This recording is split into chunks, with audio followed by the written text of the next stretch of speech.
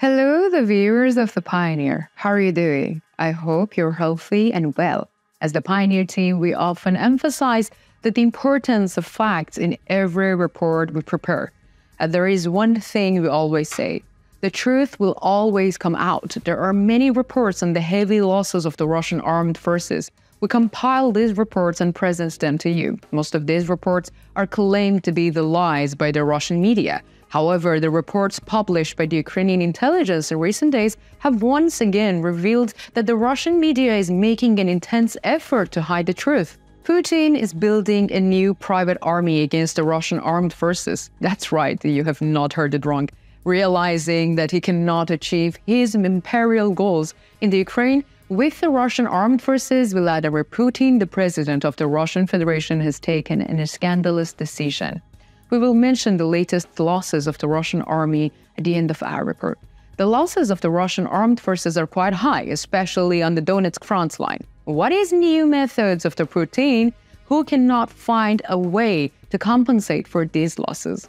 What does the special army to be established by Putin mean? Let's analyze it together. As the Pioneer team, we continue to convey the developments regarding the Russia-Ukraine war.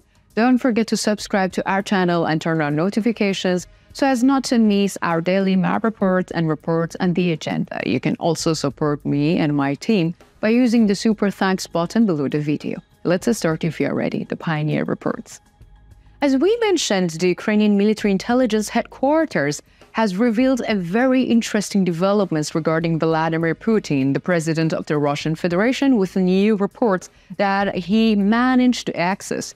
Russian leader Vladimir Putin is establishing a new military formation according to the Ukrainian intelligence reports, just like in the case of Wagner, a completely private company. In fact, it's a front. Of course, it will ensure the fulfillment of the Russian leader's wishes, but in the case of any problems, it is a cover to exonerate Putin's under presence of the private company.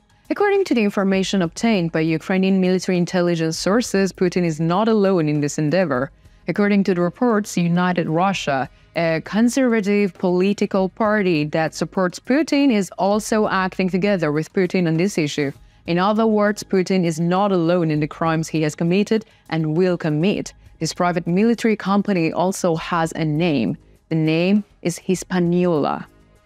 According to the reports, the Hispanola private military company consists of personnel of the Donetsk battalion, which previously served in the Donetsk region of Ukraine. According to the reports, the battalion suffered heavy losses during the fighting on the Donetsk front line. Therefore, it is claimed that the Hispanola private military company was established, which includes the remaining soldiers from the battalion, and new additions were made. The full statements of the Ukrainian military intelligence department on the subject is as follows. In the Hispanola recruitment centers operating in the occupied Ukrainian territory, volunteers are promised a salary of 220,000 rubles, roughly $2,391 a month, for direct participation in hostilities against Ukraine. The contract is for at least half a year.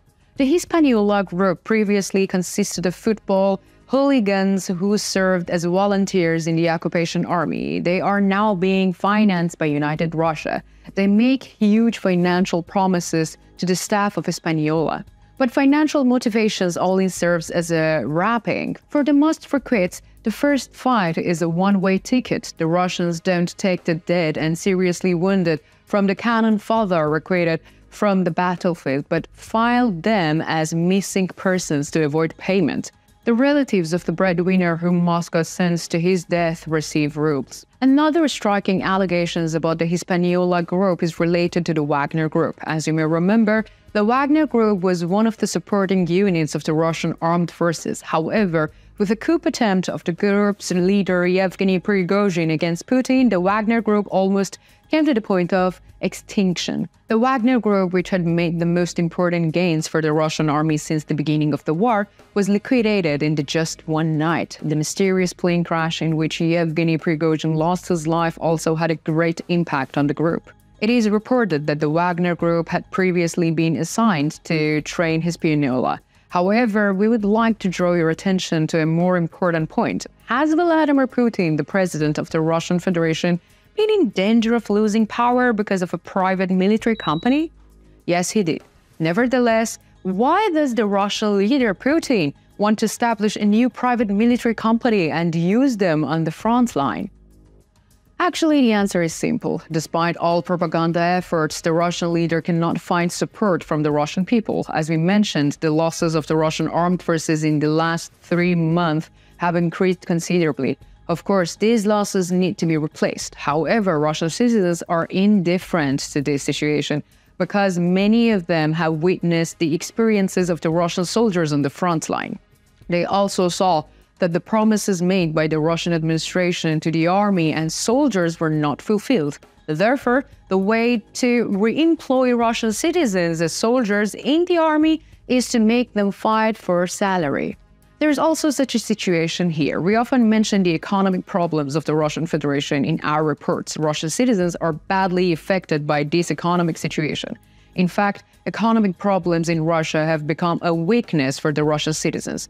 The Russian leader is also using this weakness.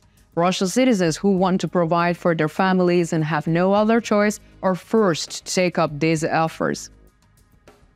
As can be seen, the chronic problems of the Russian armed forces have emerged again while trying to hide them. Vladimir Putin once again has stunned everyone with a method he found to solve these problems.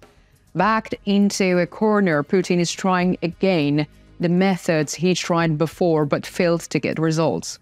One of the pointless decisions of the Russian government was to assign Russian convicts to the front line. Of course, these are the last option for the Russian citizens who are in a compulsory situation except the conscripted in order to get rid of the mistakes of the Russian administration within the country. In recent days, a very remarkable information about the former Russian police chief who was convicted has emerged.